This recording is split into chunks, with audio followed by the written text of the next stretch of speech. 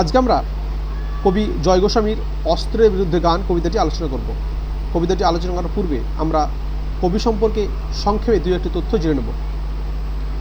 আধুনিক বাংলা সাহিত্যে একজন জনপ্রিয় সমাজ সচেতন কবি হলেন জয় গোস্বামী।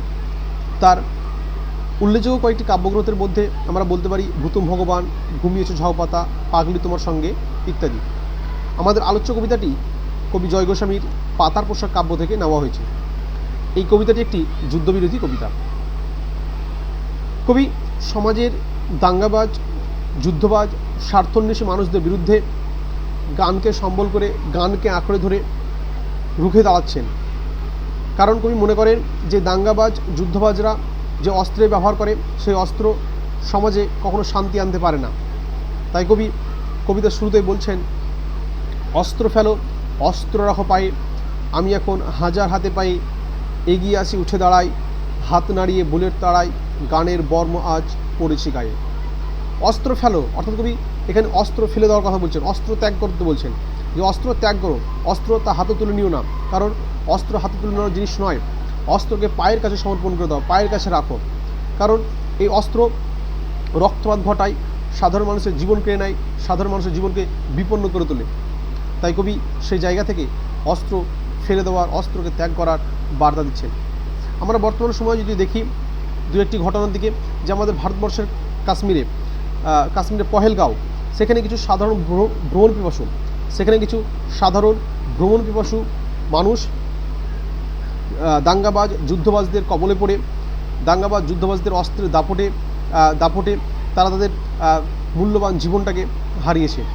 আমরা যদি ভারতবর্ষের বাইরের দিকে দৃষ্টি নিক্ষেপ করি, দেখি যে বর্তমান সময়ে যে ইরান এবং আমেরিকার যে যুদ্ধ হচ্ছে, সেখানে যে মারাত্মক আধুনিক অস্ত্রের ব্যবহার, আধুনিক ক্ষেপণাস্ত্রের ব্যবহার, তার ফলে যে রক্তপাত, মৃত্যু মিছিল, ধ্বংস, সাধারণ মানুষের জীবন বিপন্ন হয়ে উঠেছে। সেই জায়গা থেকেই কবি অস্ত্র ফেলে দেওয়ার, অস্ত্রকে ত্যাগ করার বার্তা দিচ্ছেন। পরের লাইনে কবি বলছেন, আমি এখন হাজার হাতে পায়ে এগিয়ে আসি উঠে দাঁড়াই। অর্থাৎ কবি শুধুমাত্র একা নন, কবির সঙ্গে যেন আরও হাজার হাজার সমাজের সুবুদ্ধি সম্পন্ন, সমাজ সচেতন ব্যক্তি রয়েছে। তারাও ওই দাঙ্গাবাজ, যুদ্ধবাজ, অস্ত্রধারীদের বিরুদ্ধে রুখে দাঁড়াতে চান, তারাও কবির সঙ্গে পথে পা মেলাতে চান। তাই কবি বলছেন যে আমি হাজার হাতে পায়ে এগিয়ে আসি উঠে দাঁড়াই। তারপরে কবি বলছেন পরের লাইনে যে হাত নাড়িয়ে বুলেট তাড়ায়, গানের বর্ম আজ পড়েছি গায়ে। আমরা এখানে দুটো শব্দ পাচ্ছি, একটা হচ্ছে বুলেট, যার অর্থ হচ্ছে বন্দুকের গুলি, আর হচ্ছে বর্ম। বর্ম হচ্ছে এক ধরনের বিশেষ পোশাক যেটা যুদ্ধের সময় পরা হয়। বিশেষ করে আমরা যেটা বলি বুলেট প্রুফ জ্যাকেট, যে সৈনিক বা আর্মিরা পরে থাকেন। তো কবি বলছেন যে হাত নাড়িয়ে বুলেট তাড়ায়। কবি হাত দিয়ে খুব সহজেই যেন বন্দুকের গুলিগুলোকে প্রতিহত করছেন, যেন হাত দিয়ে খুব সহজেই বন্দুকের বুলেটগুলোকে দিক বিদিক সরিয়ে দিচ্ছেন, যাতে সেই বন্দুকের গুলিগুলো কোনো সাধারণ মানুষের শরীরে বিদ্ধ না হয়, রক্তপাত না হয়, মৃত্যু মিছিল না হয়, কোনো সাধারণ মানুষ যেন মারা না যান। তাই কবি হাত দিয়ে খুব সহজেই বন্দুকের গুলিগুলোকে দিক বিদিক সরিয়ে দিচ্ছেন, প্রতিহত করছেন। কবি এত সহজে কীভাবে বন্দুকের গুলিকে, অস্ত্রের গুলিকে, বুলেটকে প্রতিহত করছেন, তার রহস্যটা কি? কারণ কবি নিজের শরীরে যে বা দেহতে যে আবরণটি, যে বর্মটি পরে রয়েছেন, সেটা হচ্ছে গানের তৈরি। এখানে গানের এক অসীম অদৃশ্য ক্ষমতার কথা বলা হয়েছে।